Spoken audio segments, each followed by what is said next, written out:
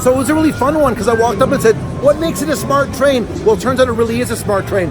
It's got color sensors on the bottom of it, and what you saw was those little color clips all around have different things. One of them says, you know, release or go faster. So it's a different way of programming it, and it's a kind of a neat little kit.